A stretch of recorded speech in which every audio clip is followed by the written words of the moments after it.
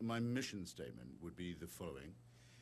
I imagine that people come to events of this kind to opine as well as to listen. And I'd never leave while anyone can decently claim that they have an unanswered question. And second, I think one has to be a spellbinding person to speak for more than, say, half an hour. And if one's spellbinding, one doesn't really need the half hour either. But I did want to say a few things about the Jefferson factor, and then to become your prisoner, as you've been my hostage so kindly up till now. And I wanted to talk about him under 3 or 4 headings, really.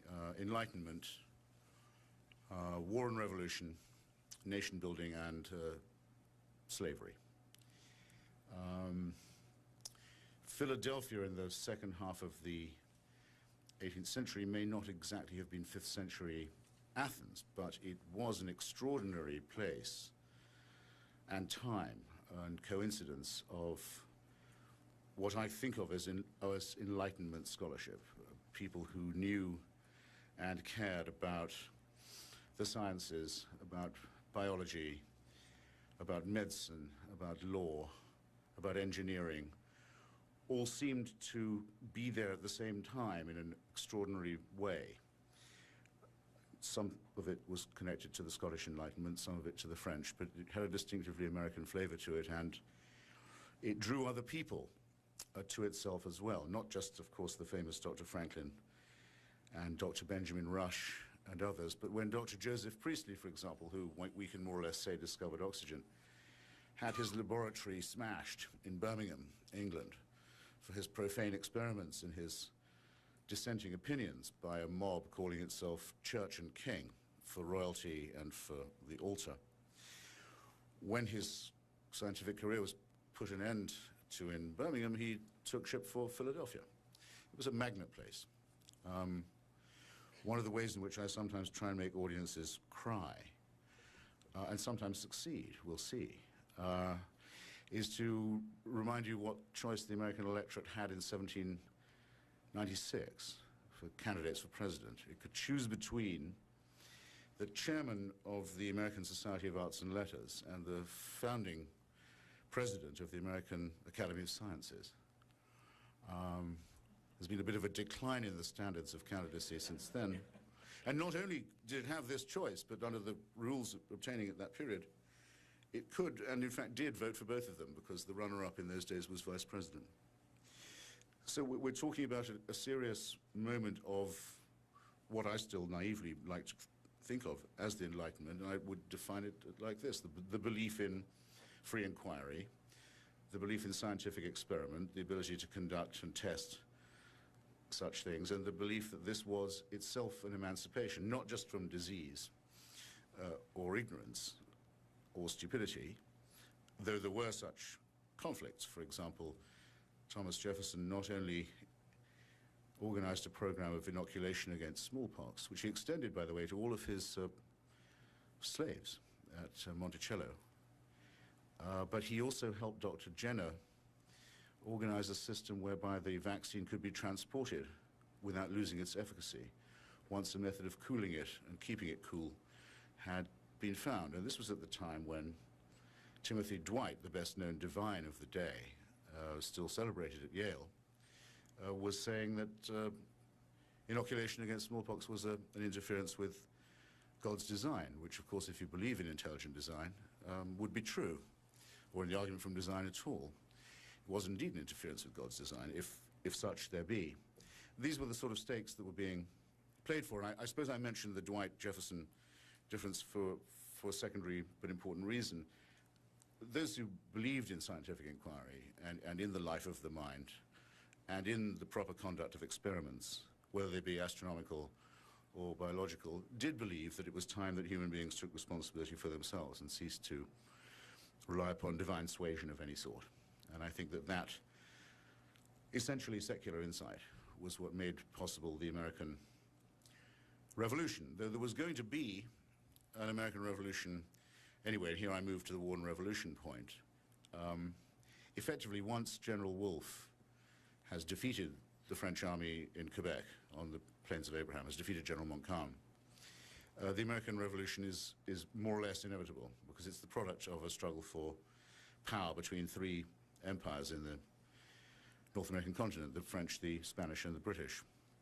And once the French have been evicted from Canada and the English have signed and the French have signed the Treaty of Amiens, which gave England the right, having defeated France in North America, in India, on the high seas and in Europe, to claim one French colony. Many said in London, let's take Guadeloupe, it will complete our control of the Caribbean basin, it will ensure our control over sugar and slaves.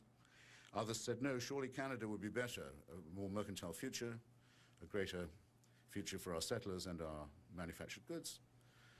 And the Guadeloupe faction, the paid pamphleteers of the Duke of Bridgewater, as it turns out, journalists were paid off even in those days, said, well, watch out, beware of what you want, because if you take Canada, then the North American settlers, the colonists, will no longer require our protection against France. And what stirrings of independence there seem to be already among them. They seem to be in Philadelphia and elsewhere developing ideas of their own, and actually the Duke of Bridgewater's faction was very prescient, because in a very few years the supporters of King George in those colonies were heading for Canada as Tory refugees. But the importance of Jefferson to this stage is as follows.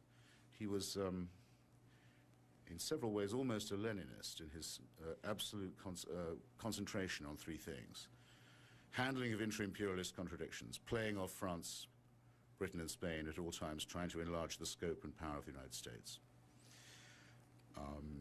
insisting that the United States have a Declaration of Independence that involved and promulgated, as far as it could, Enlightenment opinions, and always seeking to extend this power to the Mississippi and the interior.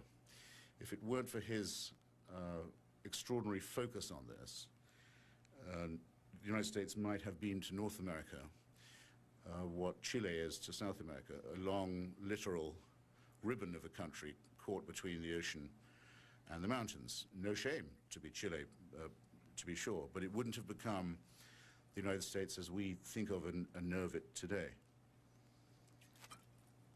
And war and revolution were his speciality, and he was extremely, as I say, very cold and ruthless in pursuing the American interest at all costs in this respect, always backing the French Revolution, always saying, even at the cost of his political career at one point as Secretary of State, that the fact that there was now another republic on the face of the earth, that America was no longer alone, that the ideas of the American Revolution had been written, partly by himself and by Thomas Paine, into the first French Universal Declaration of Human Rights, that this was above all important, that it meant that there was going to be a limit eventually to the power of the British Empire to circumscribe American independence.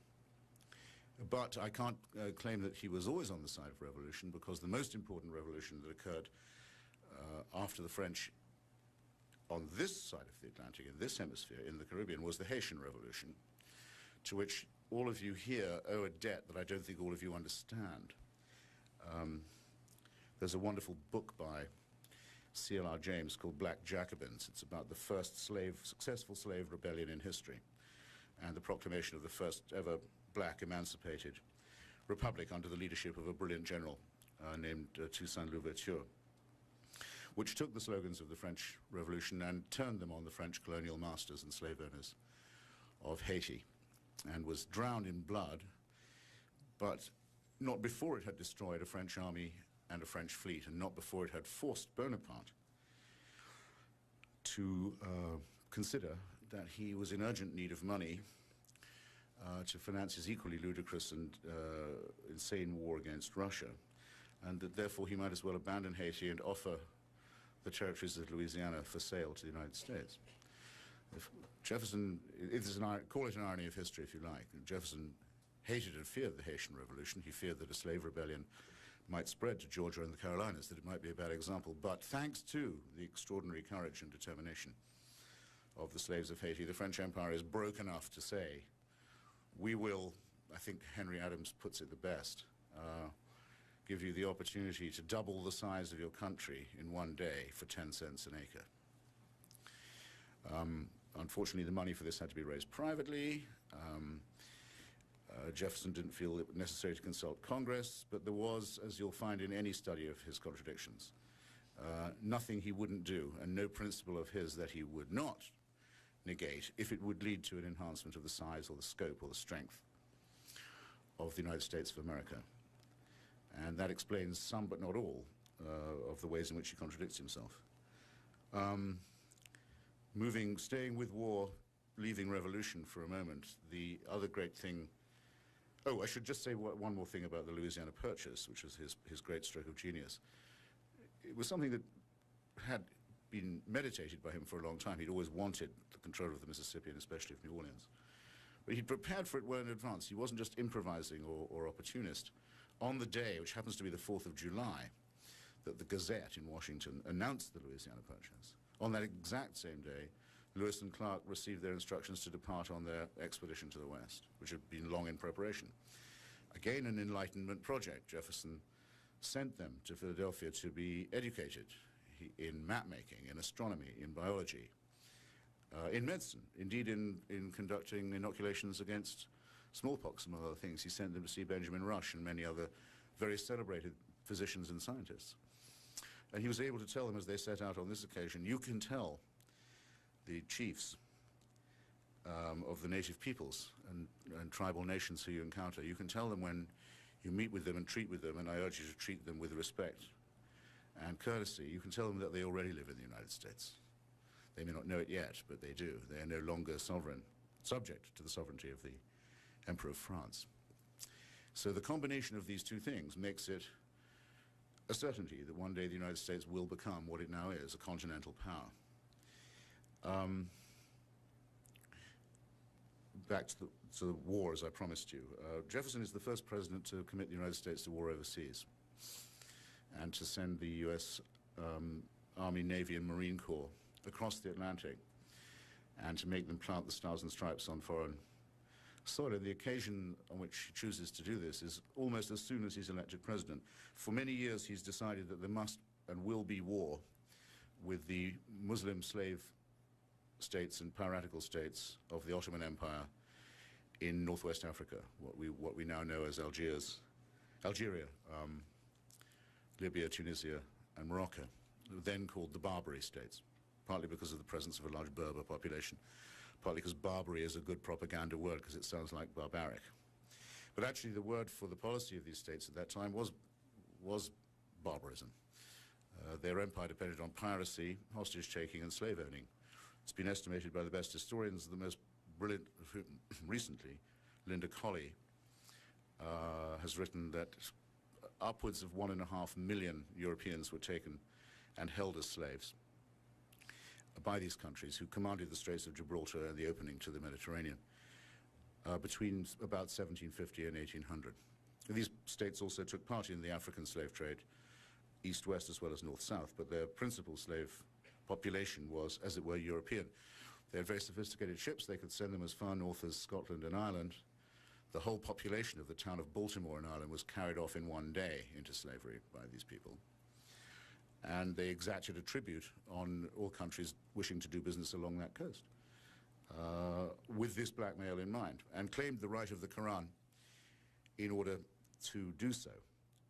Because when Adams and Jefferson went to call upon their ambassador and said, look, the United States didn't take part in the Crusades.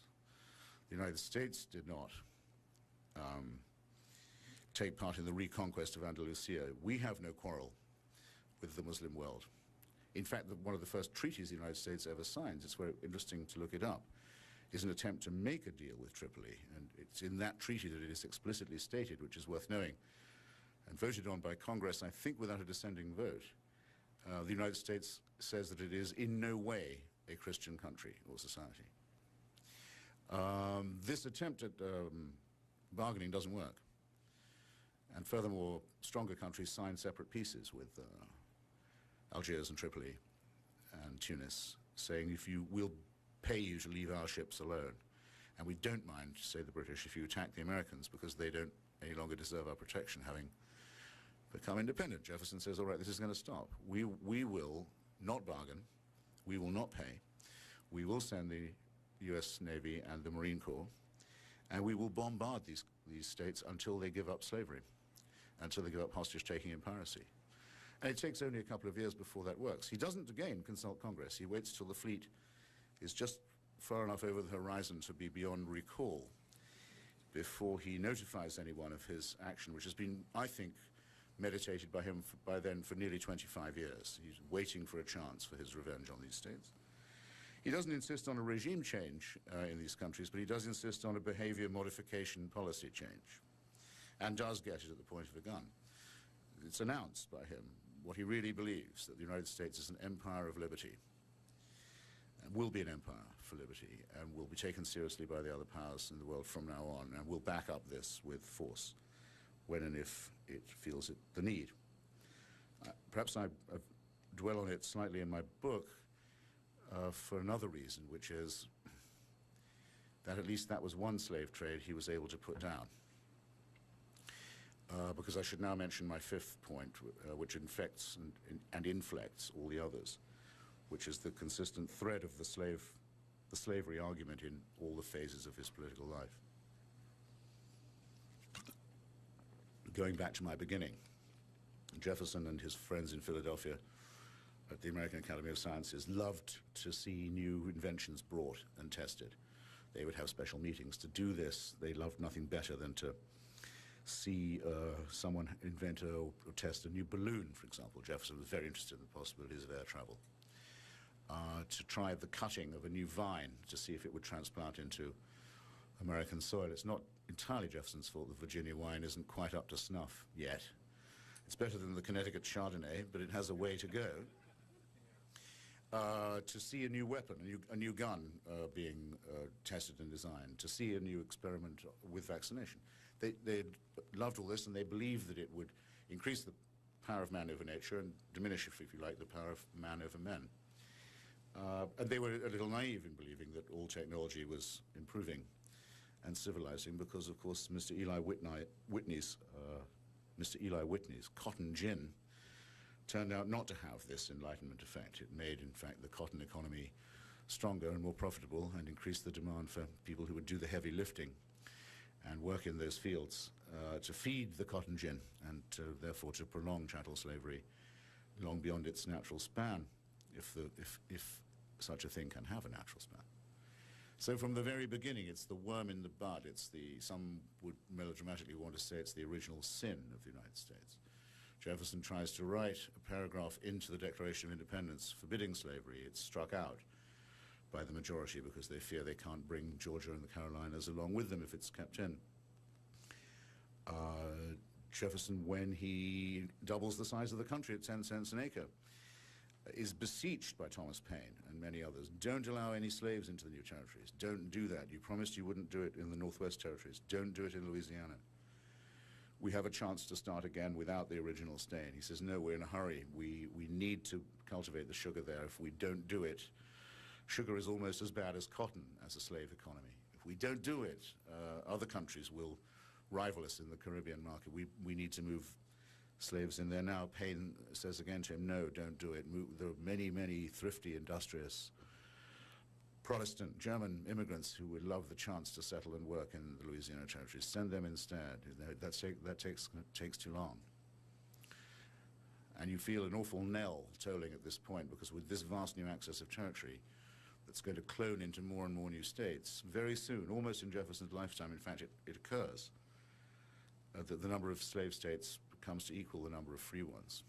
And the efforts of the American Anti-Slavery Society have been in vain, and once the number is equal and the new republic is half slave and half free, there's going to be a terrible war. And as Lincoln said later so bleakly, and the war came.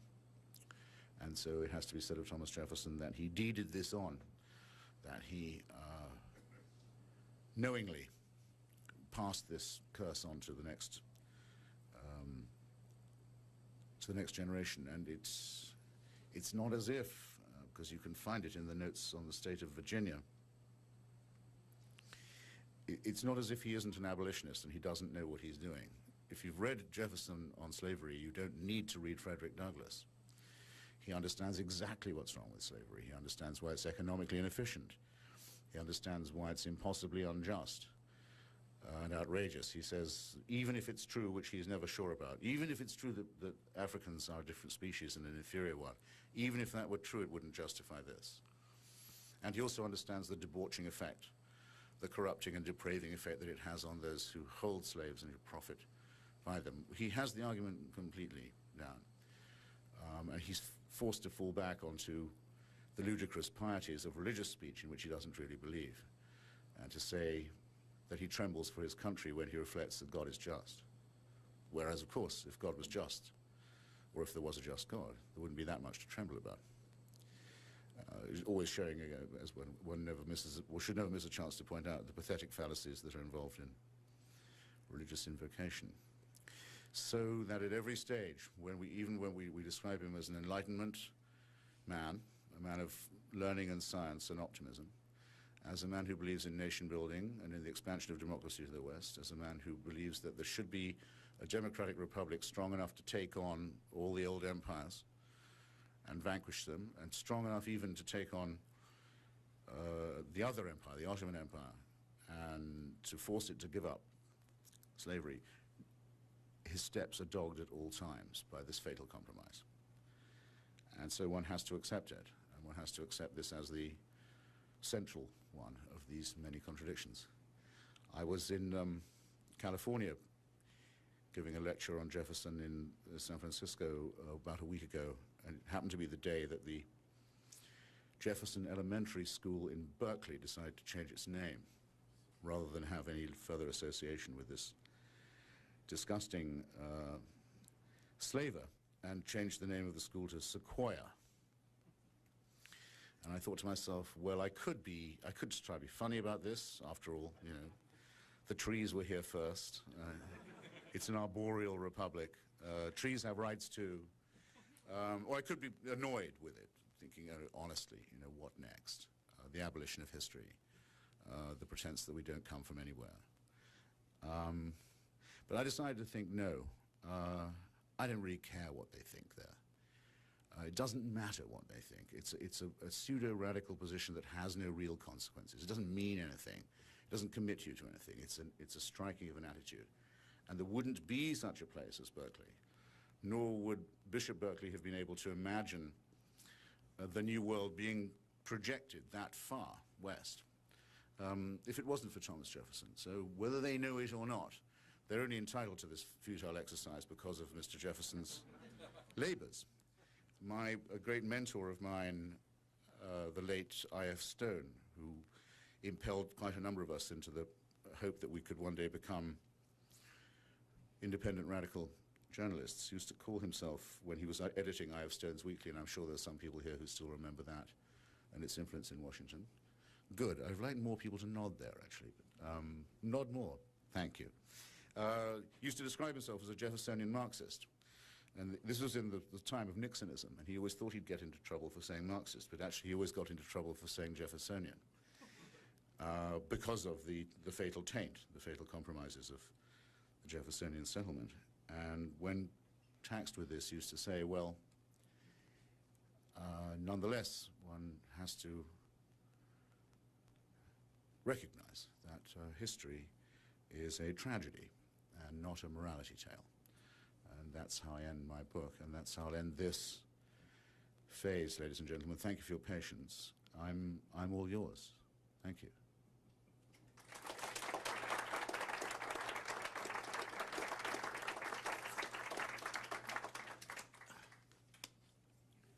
I don't know if it would be invidious if I pointed to questioners. You are not to know, for example, whether or not I seeded the room with members of my immediate family. Will you trust me to point to people? Very well. Bring it on, then. Sir. In your book, you mentioned that there are two biographical essays that help you understand the origins of America, Jefferson and Abraham Lincoln. Are you planning to write anything about Lincoln? No, I'm not. I want to write next about Thomas Paine. But I think the only two presidencies, some people might want to add Franklin Roosevelt to this, the presidencies that, in a sense, create the world we actually live in. The Jefferson one is, in a way, much the most difficult, because his political life is so long. I mean, by the time he goes to be minister to Paris in 1788, which is a very senior job in the US government, from then on he's in power almost continuously for nearly a quarter of a century, as minister, secretary of state, vice president, and twice president. And that's before he founds the University of Virginia and does the Jefferson Bible, and it's after doing the Declaration of Independence and the Virginia Statute on Religious Freedom. The last three being the only things that he had on his headstone, as you probably know. On his headstone, where there's no mention of any divinity, as there was no man of the cloth at his bedside when he died, he asked to be remembered as the founder of the University of Virginia, the author of the Declaration of Independence and of the Virginia Statute on Religious Freedom. Didn't think that two presidencies or Secretary of State were worth mentioning. It is a remarkable thing. Perhaps I should have said something about the Jefferson Bible. I will in a second. I wanted to say just one thing about Lincoln, that an accidental and in a way completely meaningless discovery that I made while doing this. I hadn't realized that Abraham Lincoln and Charles Darwin were born on exactly the same day. I regard Darwin as much the greater of the two emancipators, I must say.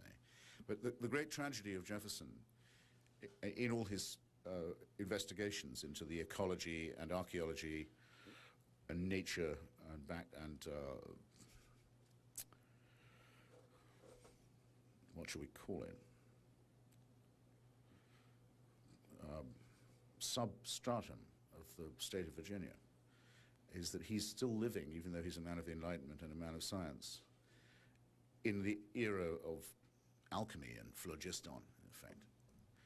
He and the French biologist de Buffon have an argument about why are these seashells so high up on the mountains? How did they get there? They have no idea. They don't know enough.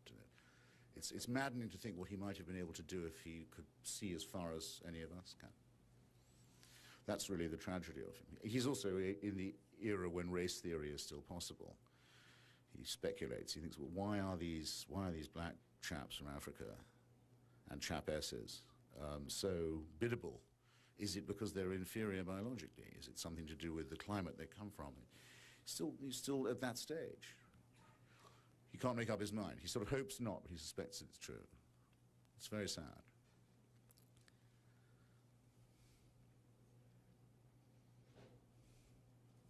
Yeah. You have an Iraqi flag, is that on your lapel? Do you think Jeffersonian democracy has a chance in Iraq, or do you think the critics are just sort of mindlessly criticizing it for? It's actually the flag of Kurdistan in my lapel. The gentleman asked if the Iraqi flag, the force of your question is just as good. I mean, can there be Jeffersonian democracy in other countries? Well, I used to get taunted about this a few months ago. People would say, so your Iraqi pals are going to be Jeffersonian Democrats, are they? And I said, well, none of my Iraqi or Kurdish friends own any slaves, so I should think probably not. But I realized that was a cheap riposte. I made it all the same. But I was borrowing actually from the fatuity of their vocabulary to sort of give them a tease. Well, I think what one can say is the following.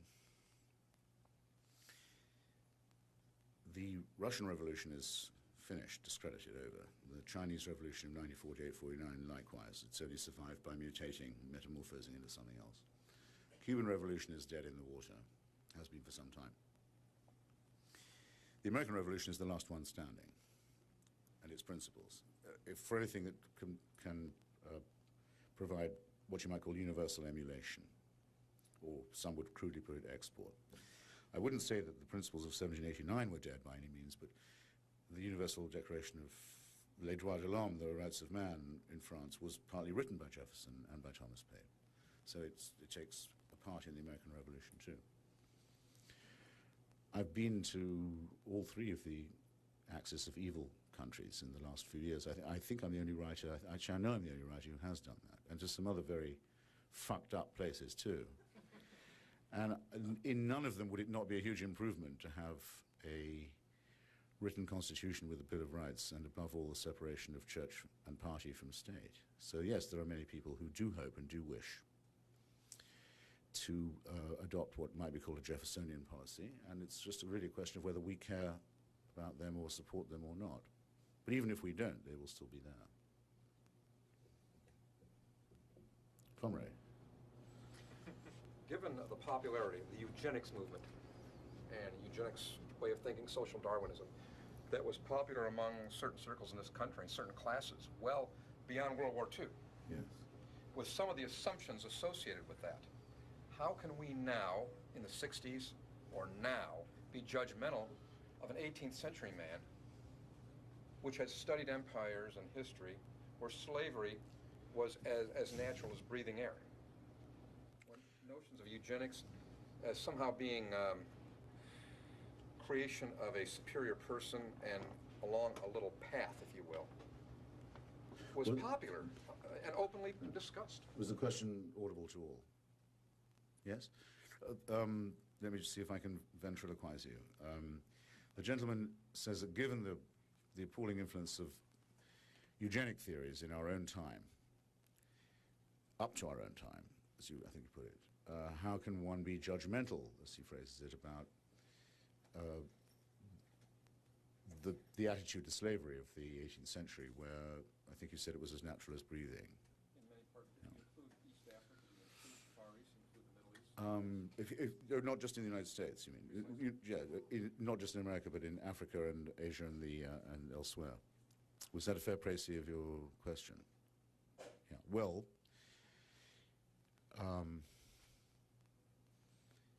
you hear this kind of point made sometimes also about the anti-Semitism of, say, T.S. Eliot. People say, well, in those days, mild anti-Semitism was the norm, was common, and so forth, so let's not use our standards to judge Mr. Eliot. I don't think that's true. For example, there were people who were his contemporaries. W.H. Auden was one, George Orwell was another, who wouldn't put up with it and didn't think it should be accepted as a common social prejudice. So, yes, one has, to that extent, the right to be judgmental, and there's no question that, just to think of three names, I mean, Benjamin Franklin, Thomas Paine, and Benjamin Rush were all in by 1775, before there was a United States, for the members of the American Anti-Slavery Society.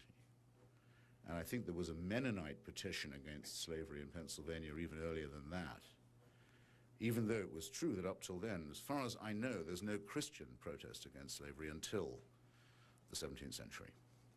Christianity is not just compatible with slavery, it recommends it in many places in the Bible, mandates it, in fact, in some places, doesn't condemn it in the Ten Commandments, certainly orders it to, and genocide, to be carried out in other, as does Judaism, for the same reason, and as does Islam, mandates slavery or license it, and certainly did in Africa and in the Mediterranean, and as far north as Ireland. In fact,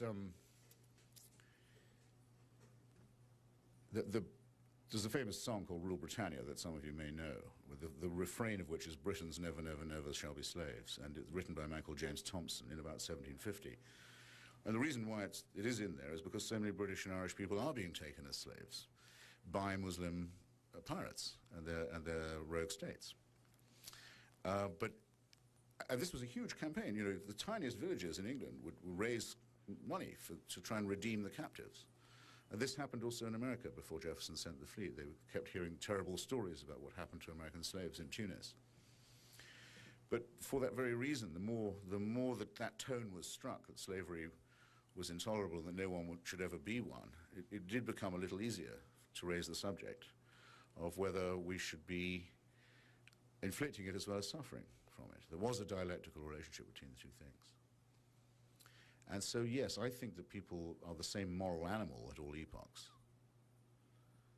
It isn't a matter of the superiority of our own time that allows us to be judgmental, because in what possible respect could we say that our own vantage point was a superior one? Sir?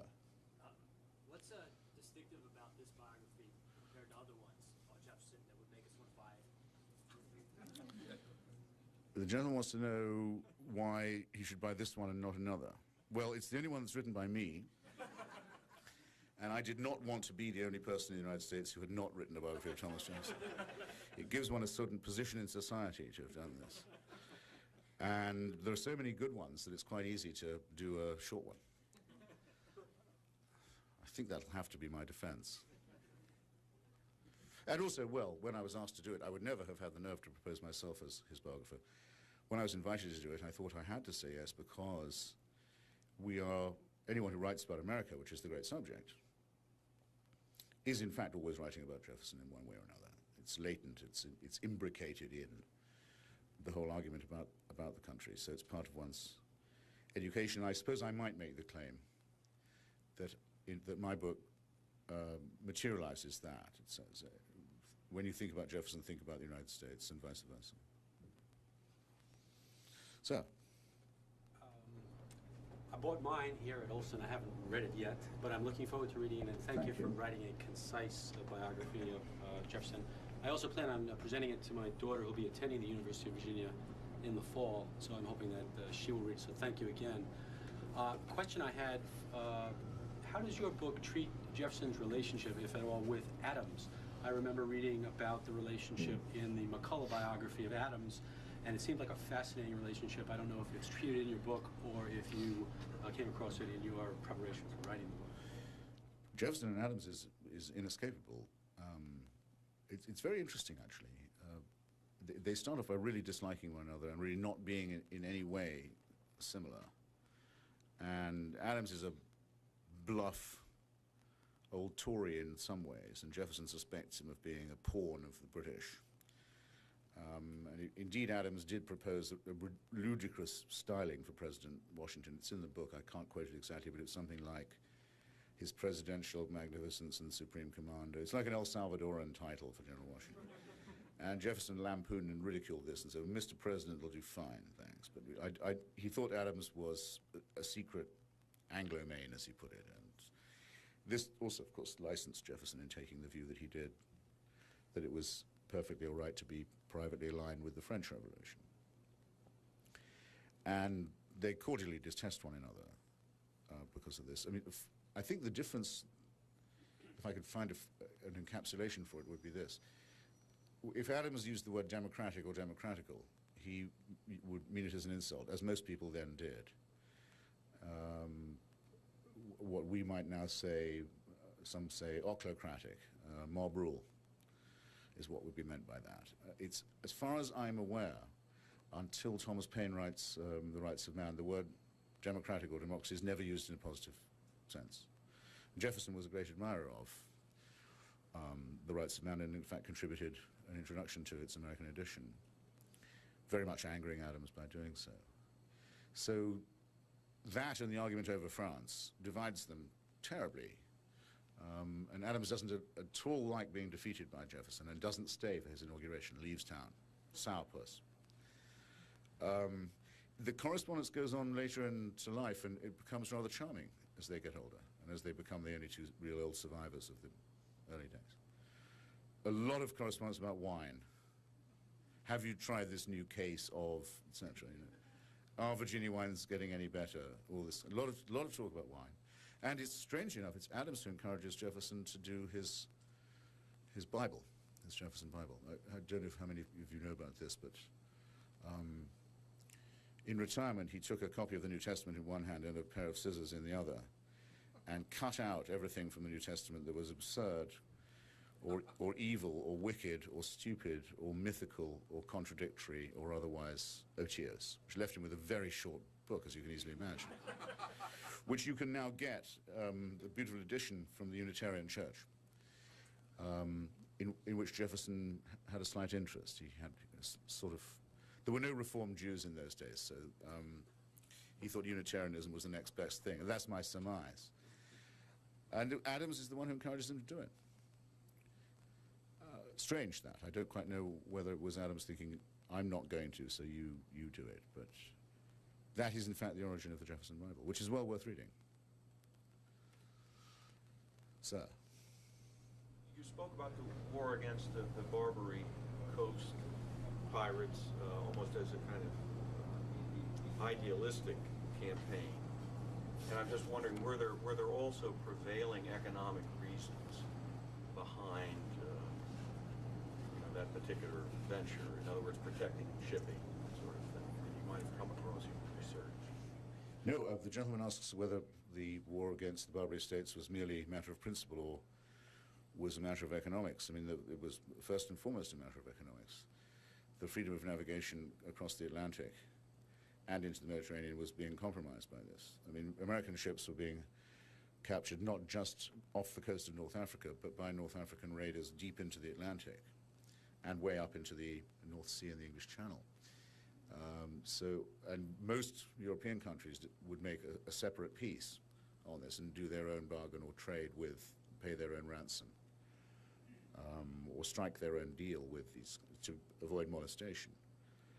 So Jefferson's view was he tried for what he called a concert of powers to get an agreement with Britain and France and Spain and Portugal and Malta and other, to say we'll collectively put it down, but no one would do it. They all thought they could get their own advantage from it. And all right, then we'll enforce the freedom of the seas for everybody, and we'll bombard their ports and sink their fleet. It also led him actually to a very interesting compromise or diplomatic initiative. He made a friend of John Paul Jones. This is long before he was president. When he was minister in Paris and having to pay for John Paul Jones's mistress. By the way, at all points in Jefferson's life, I might just mention this now in case anyone wants to ask me about it, at all points you realize what a sexual being he was and how close was his command of the facts of life. It's always there. He's always handling delicate matters such as John Paul Jones's mistress when he's a minister, and providing women of the night to the Islamic envoys when they come to Washington and expect to be amused. He and Madison raised a private budget to keep them entertained. And I can give you some other examples of it. I mention it because so many historians write about Jefferson as if he didn't have a dick, which he sure did. Well, he makes a friend of John Paul Jones. He realizes is one of those men who's meant to be an admiral. He's meant to be a Navy guy. He's currently beached and broke and screwing around in Paris. Why don't you go and work for the Empress Catherine of Russia, who needs a decent naval commander in the Black Sea? Because there you can make life hard for the Turks, who are the imperial commanders of the Ottoman states of North Africa. Why don't you do that? Keep you busy, keep you in practice for when we build our own navy, and we'll inflict pain on the Ottoman Muslim Empire in the meanwhile. Jones goes and does this. And he thought a long time ahead about things of this kind and about making alliances and tactical maneuvers, and he was never one to forget any kind of grievance or offense or grudge. I like that in a guy, I have to say. Or in a president, anyway. Yes? My question has nothing to do with Mr. Jefferson. Oh. It has to do with an eminent Argentine. I heard once that you had spent some time with Borges. Yes. And if so, I wonder how you two got along. What you talked about.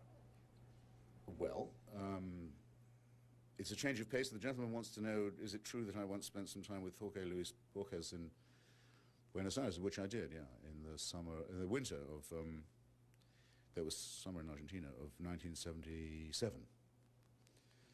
At the height of what history now calls the Dirty War between the Argentine military regime and its civilian opponents. And the man who I consider to be the greatest writer produced by South America, and the greatest appreciator in the Spanish-speaking world of English literature and the greatest critic of it, was by then more or less blind. I mean, he couldn't move out of his apartment, which made all those works of his about the infinite library and the role of memory in the unconscious rather than sight seem even more affecting. And we talked for a while, and he asked me if I would read to him, because he had no visitors and he couldn't read anymore. He could point to where everything was on his shelf in this infinite library. And he asked me to read Kipling, which I did. In particular, the harp. Do you know the harp song of the Dane women? Well, I know how it starts. It's the mourning of the wives and daughters of the Vikings, that their men prefer war to them, and prefer the sea and fighting and violence and danger to them. And it's what is a woman that you forsake her, and the hearth fire and the homemaker to go with that old grey widowmaker. It's a wonderful poem, and all of the words in it are essentially Anglo-Saxon. Kipling picked only ancient English words to write it. So, at that time, Borges was very pro-dictatorship in Argentina. He said he hated Juan Perón very much, and quite rightly, I think, as a demagogue and a crowd pleaser and a populist, and thought that the military were more classy, and said it's better to have a government of gentlemen than of pimps. Actually, it was a much ruder word. There's an Argentine word called canfinflero. It's a dockland term, which is much ruder than I will not translate for you. And when I told him I couldn't come back the next day because I had to go to Chile, he said, well, if you see that nice General Pinochet, do please give him my greetings. He's a true gentleman and once gave me a literary prize. But towards the end of his life, he changed his mind on all that and described the mad war over the Falklands as two bald men fighting over a comb, I remember. And began to criticize the Argentine regime for the desaparecido, the disappeared, and the tortured, and so forth. So he died as a man of honor. But that's secondary. I mean, one can't politicize the magnificent literary work he did, and the first man in the hemisphere to appreciate Joyce, for example. Have you read Paul Thoreau's account of Thoreau's visit with him? I've not. He had him read to him too, and he virtually wouldn't let him out of his house for 5 or 6 days. Yeah, he was very pressing to keep one reading. Yeah. And very anti-Catholic. I remember. Chesterton, he said. Chesterton, marvelous writer. Such a pity he became a Catholic. Became a Catholic, my God. So, do I see another hand? Yes. Yes, if I'm not mistaken, you have, correct me if I'm wrong, but you have some background in the New Left movement. And I was wondering if you had a very different view of Jefferson back in the day, and if so, how your view has evolved and changed, and what factors have caused you to reconsider him. I'm asked if it's true that I have a New Left background, and if so, whether evolving away from that has changed my attitude to Thomas Jefferson. Would that be the force of your question? Well, actually, I'm young enough to have been old left, as well as old enough to have been New Left. I mean, the New Left Review, I had a lot of friends. I've sometimes written for it, yes. But some of the definitions of New Left I wouldn't cover me. I mean, SDS and so forth wouldn't. But yes, I still think like a Marxist, and I was one or am one. Certainly was one in a socialist sense for most of my life. And the attitude to the American Revolution was actually the one thing on which the left never made up its mind, strangely enough. I think because they thought it had been superseded by more modern ones. Wasn't true of Marx, as a matter of fact. Or Engels. I mean, Marx and Engels wrote that repeatedly that the great country of backwardness and superstition and tyranny and ignorance and barbarism was Russia, and the great country of the future and of equality and liberty was the United States. And they were particularly strong in their defense of Abraham Lincoln, organizing movements in support of the Union in Europe. Henry Adams in his memoirs says Marx was almost their only friend in London at the time. Advising Lincoln, he wrote several pieces about it for Horace Greeley's New York Tribune. Advising Lincoln to fire General McClellan, pro-slavery, stressing the importance of ironclad ships over sail, the superiority of capitalism over feudalism and slavery, and the rest of it. Very, very interesting. But there is another strain in, and very much not what they teach you in school. I have the feeling that probably it's not taught in American high schools that Karl Marx was Lincoln's best friend. Would I be right in this surmise? Yes, I think so. And that Lincoln thought so too. But there is another strain in the left, which, I mean, eventuates in this nonsense in the Jefferson Elementary School in Berkeley the other day. also with the writing of Professor Noam Chomsky, who's a very important figure on the American left. Though he calls himself an anarchist, he keeps forgetting that he is one at just the moments it might do him some good. But he is, at any rate, of major influence on the American left. And I realized a few years ago that there was a difference between him, Professor Chomsky, I mean, and myself. Which he did not finally think that the United States of America was a good idea. He thought it had been sort of all genocide since Columbus, basically. I mean, that's not simplifying his opinion by very much. And as I said about the Berkeley motion to change the name of the school to Sequoia, in a way it doesn't make any difference. You know, it's a radical attitude, but it's not a radical position because it doesn't commit you to anything, it doesn't mean anything, it doesn't represent anything. Actually, there are times when it can have significance. If you basically think the United States is a bad idea, then you may feel a sneaking sympathy for others who feel the same, such as, for example, theocratic nihilists who believe it's a Crusader Jewish racket.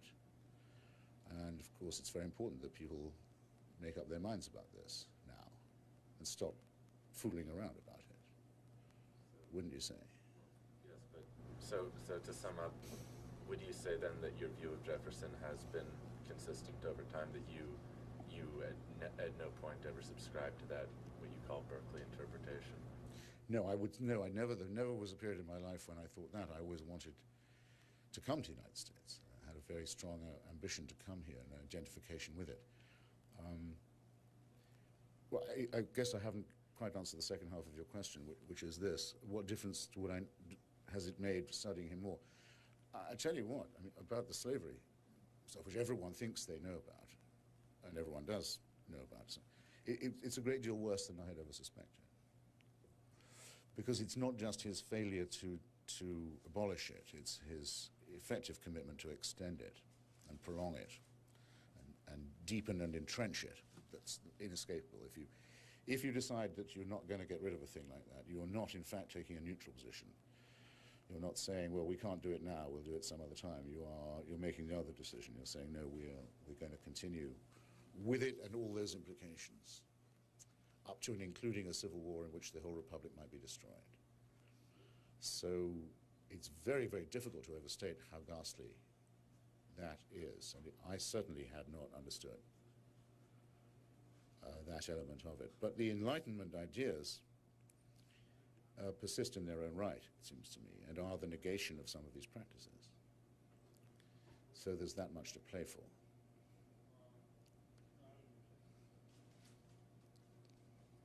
Yeah. The author of America. Can you give it some weight? Sure. If Thomas Jefferson is the author of America, what do you think? What do you think today he would think of his work so far? What would he think of it? Well, I've given up on this. Writing about George Orwell persuaded me not to do this, if you don't mind, because people would keep on saying, well, what would Orwell say about this or that? And I think you can do it up to a certain point. Orwell died, unfortunately, only when he was 46. And I think I was strong enough to claim that I knew and could prove that he would not have supported the war in Vietnam, which Norman Podhoretz and other neoconservatives said they thought he would. Because he could have been alive for it, and he had enough knowledge of and dislike for European colonialism in Asia, very intense dislike, and he would have known enough to know, already in fact in his late writings from Paris in the 40s, did know enough to know that French colonialism was being restored in Indochina after the war. And everyone knows, or if they don't know, they should know, that the American war in Vietnam is a mere extension, an attempt to prolong the life of French colonialism in Indochina. So I think I could reasonably make a case that I did know, would say what he would have said about that. But I couldn't have said what he would have said about the Iraq War, for example. It would only be guesswork.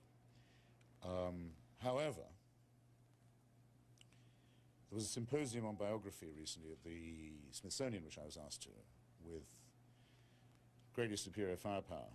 Michael Corder, for example, whose book on Ulysses Grant is in the same series, and Francine Prose, I believe, and some others. And Michael Corder said, look, one thing a biographer must never do is say, at this point he must have thought, or at that moment he must have realized, or he must have felt. You mustn't ever do it. It undermines your integrity as an author.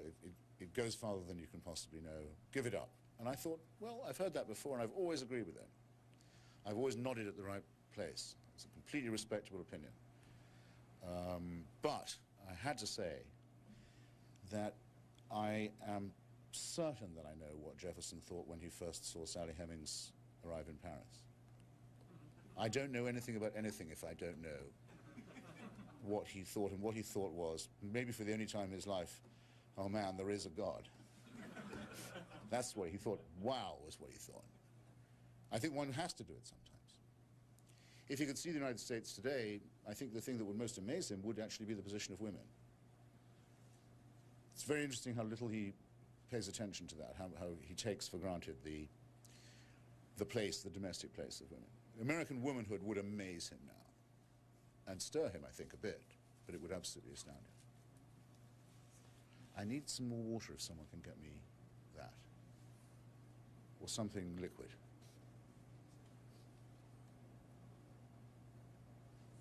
Yeah. Sir? How would you characterize the legacy of Alexander Hamilton? Well, Hamilton is someone about whom Jefferson is consistently unfair. And though I think, I believe that you couldn't have had the United States without Jefferson, it's probably fair to say that you couldn't have had it without Jefferson plus Hamilton, because Jefferson really does believe, in a way, in the agrarian future. The rural and bucolic society and the small community, partly owning chattel slaves and partly small enough to conduct business intimately. Whereas Hamilton correctly sees that the future of the United States is mercantile and for free trade and business and urbanization. And Jefferson's one of the, and a bank. And Jefferson's one of those people, I think, who probably deep down thought that paper money was immoral, just somehow unsound. If you can't bite it, it's not cash. And took a very reactionary attitude on all this. But as with everything else, would compromise if he thought it would advance the general cause. And he said to Hamilton effectively, well, you can have your economic policy if we can have the capital in Virginia, which is why we're stuck here today.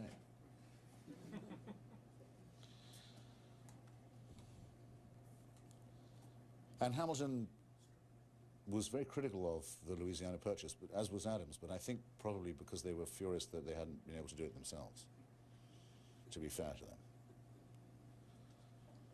Ron Chernow's book on Hamilton I thought was excellent, I must say. It was full of very, very useful information. And you have to say, Jefferson was a very cold person, as I've said before, very ruthless, almost Leninist in his ruthlessness. And I think he was almost publicly pleased when Aaron Burr killed Hamilton. He really hated him and suspected Hamilton of being partly black. Caribbean upstart immigrant, which, by the way, Hamilton may have been, we don't know. But Jefferson really thought of him as a total inferior and was as mean about him as he could be. And you see a lot of the noir side of Jefferson's character from studying his relations with Hamilton.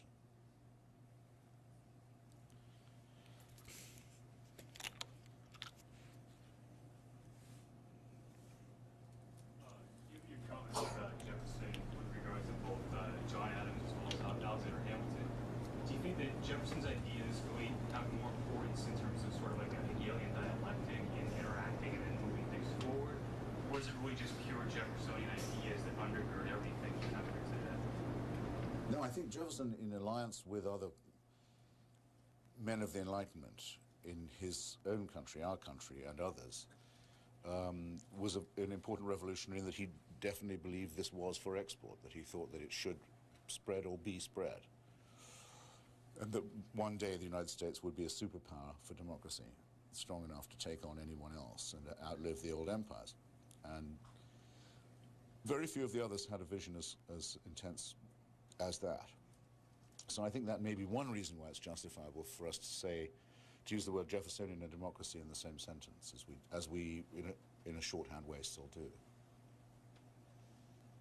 Yeah. How do you reconcile Jefferson's obvious support for the American Revolution, where, you know, you see in the Federalist Madison writing that man is imperfect and therefore you need a constitution to check him, with his support for the French Revolution, which was very small d Democrat and did sort of believe in the perfectibility of man, and the ability of any check on man was just going to be a bad thing? Well, Jefferson was lucky in a sense to skip the arguments at Philadelphia. I mean, he's a lucky guy, Jefferson, in many ways. He's often absent just when it's convenient, most convenient for him to be. He doesn't have to take a position about the Federalist Papers. People send him their copies or their comments on it. He comments privately in Paris about it, and and obviously is in two minds about it a lot of the time. In the same way, by the way, he's in opposition very briefly when Adams decides to build a navy and a Marine Corps to fight France. And Jefferson lets Madison criticize it in the Congress while he's staying home in Charlottesville not saying anything. But what he thinks is, if Adams builds this fleet, I'm going to send it to North Africa. He's shrewd, fox-like. I don't think he was at all a believer in the perfectibility of man. And his influence in France was with and upon men like the Marquis de Lafayette, who were not Jacobins. But it has to be said, though, that when the Jacobins turn on Lafayette, and even on Paine, and try and institute a sort of engineering of the human personality through terror, Jefferson thinks that may not be too high a price to pay for the survival of the French Revolution. He's very ruthless about that. In fact, his writings on it are exactly like the writings of an early communist would be about the need to defend the USSR from all enemies. It must be defended at all costs. Now, Henry Adams, and I wonder what you think of his history of Jefferson administration. Well, I twice in my book quote Henry Adams because it's the most convenient summary of how much the United States is different at the end of the Jefferson presidency. How much more of a modern country it's become, how much more navigable, how much more densely populated, how much more committed to sending settlers out and then recognizing the new states they create, how much more prosperous and how much more militarily powerful. I mean, the best encapsulating paragraphs of that are in Adams, so I merely annex them for my purposes. That's what gives you an idea of the scope, especially of his first presidency. It's a marvelous, all of Henry Adams' histories, and of course his memoirs are wonderfully interesting, and no longer taught in schools. Comrade. Getting back to this. No, wait a minute, there was one lady at the back, but she may have given up. No, she hasn't. I have two questions, actually. My first question is, Speak up. what is the status of your citizenship application? That's the first question. It's lost in the labyrinths of Homeland Security. Well, welcome to the dark side. Thank you. My second question is actually a comment and a question. I'm happy that you've written the Jefferson book, and I'm a little disappointed. I'd like to see you tackle a subject a little bit more riskier. As a cultural critic, you could write more, perhaps, on the dismal state of education in America today. You said that the Berkeley School renaming doesn't represent anything, but I disagree. I think that it does. I think it represents ignorance, increasing ignorance in America. Well, I don't know how well stocked this bookstore is, but they might sell you a copy of Love, Poverty and War, which is a collection of essays that I brought out this year, and in there's quite a long piece about the collapse of history teaching in the United States. And I could probably go through the curriculum in that way, as long as I didn't have to do anything about science teaching. But I mean, I teach a course on, it's basically on the English literary canon in a at the New School in New York every year, and it's a graduate course, and every year it becomes more and more difficult to find a book that everyone has read. In other words, to have a common stock of references or a common bookshelf with which one can begin a discussion, and the level at which one can find a commonality is sinking every time. One used to be able to count, say, on Fitzgerald and to some extent Twain. You can't be sure about that now. It could be The Simpsons and Toni Morrison. The second bit of which is not progress, I think. The Simpsons is better than anything that was around when I was a kid. But I mean, if that's what one is counting on for irony, then one is in low water, I think. So yeah, believe me, it's in my mind. I'd just like to see more. You have read Love Over. Yes, of course. You just wish it was longer. And longer. Well, that's fine. I think we could close on that, don't you? Thank you very much for coming. It's inevitable because it's the product of a struggle for power between three empires in the North American continent: the French, the Spanish, and the British. And once the French have been evicted from Canada and the English have signed and the French have signed the Treaty of Amiens, which gave England the right, having defeated France in North America, in India, on the high seas and in Europe, to claim one French colony. Many said in London, let's take Guadeloupe. It will complete our control of the Caribbean basin. It will ensure our control over sugar and slaves. Others said, no, surely Canada would be better, a more mercantile future, a greater future for our settlers and our manufactured goods.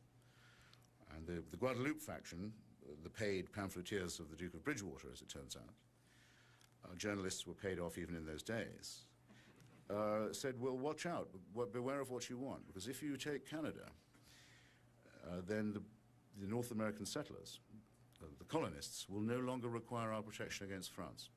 And what stirrings of independence there seem to be already among them. They seem to be in Philadelphia and elsewhere, developing ideas of their own, and actually the Duke of Bridgewater's faction was very prescient, because in a very few years, the supporters of King George in those colonies were heading for Canada as Tory refugees. But the importance of Jefferson to this stage is as follows. He was, in several ways, almost a Leninist in his absolute concentration on three things: handling of intra-imperialist contradictions, playing off France, Britain and Spain at all times, trying to enlarge the scope and power of the United States. Though there were such conflicts, for example, Thomas Jefferson not only organized a program of inoculation against smallpox, which he extended, by the way, to all of his slaves at Monticello, but he also helped Dr. Jenner organize a system whereby the vaccine could be transported without losing its efficacy, once a method of cooling it and keeping it cool had been found. And this was at the time when Timothy Dwight, the best-known divine of the day, still celebrated at Yale, was saying that inoculation against smallpox was an interference with God's design, which, of course, if you believe in intelligent design, would be true, or in the argument from design at all. It was indeed an interference with God's design, if such there be. These were the sort of stakes that were being played for. And I suppose I mentioned the Dwight-Jefferson difference for a secondary but important reason. Those who believed in scientific inquiry and in the life of the mind and in the proper conduct of experiments, whether they be astronomical or biological, did believe that it was time that human beings took responsibility for themselves and ceased to rely upon divine suasion of any sort. And I think that that essentially secular insight was what made possible the American Revolution. Though there was going to be an American Revolution anyway, and here I move to the War and Revolution point. Effectively, once General Wolfe has defeated the French army in Quebec on the Plains of Abraham, has defeated General Montcalm, the American Revolution is more or less, it drew other people to itself as well, not just, of course, the famous Dr. Franklin and Dr. Benjamin Rush and others, but when Dr. Joseph Priestley, for example, who we can more or less say discovered oxygen, had his laboratory smashed in Birmingham, England, for his profane experiments in his dissenting opinions by a mob calling itself Church and King for royalty and for the altar. When his scientific career was put an end to in Birmingham, he took ship for Philadelphia. It was a magnet place. One of the ways in which I sometimes try and make audiences cry, and sometimes succeed, we'll see, is to remind you what choice the American electorate had in 1796 for candidates for president. It could choose between the chairman of the American Society of Arts and Letters and the founding president of the American Academy of Sciences. There's been a bit of a decline in the standards of candidacy since then. And not only did it have this choice, but under the rules obtaining at that period, it could, and in fact did, vote for both of them, because the runner-up in those days was vice president.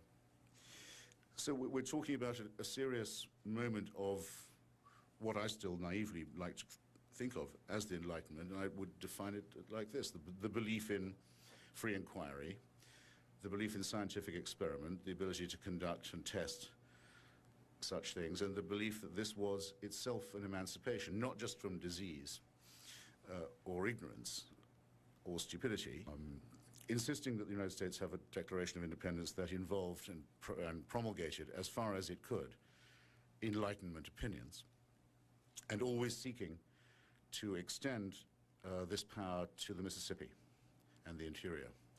If it weren't for his extraordinary focus on this, the United States might have been to North America what Chile is to South America, a long littoral ribbon of a country caught between the ocean and the mountains. No shame to be Chile, to be sure, but it wouldn't have become the United States as we think of and know of it today.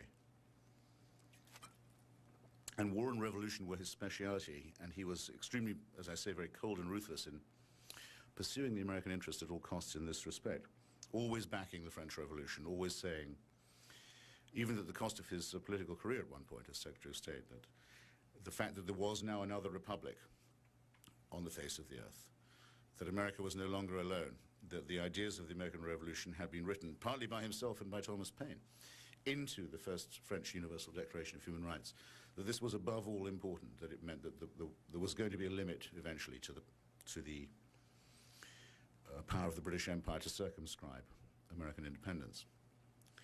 But I can't claim that he was always on the side of revolution, because the most important revolution that occurred after the French on this side of the Atlantic, in this hemisphere, in the Caribbean, was the Haitian Revolution, to which all of you here owe a debt that I don't think all of you understand. My mission statement would be the following. I imagine that people come to events of this kind to opine as well as to listen. And I'd never leave while anyone can decently claim that they have an unanswered question. And second, I think one has to be a spellbinding person to speak for more than, say, half an hour. And if one's spellbinding, one doesn't really need the half hour either. But I did want to say a few things about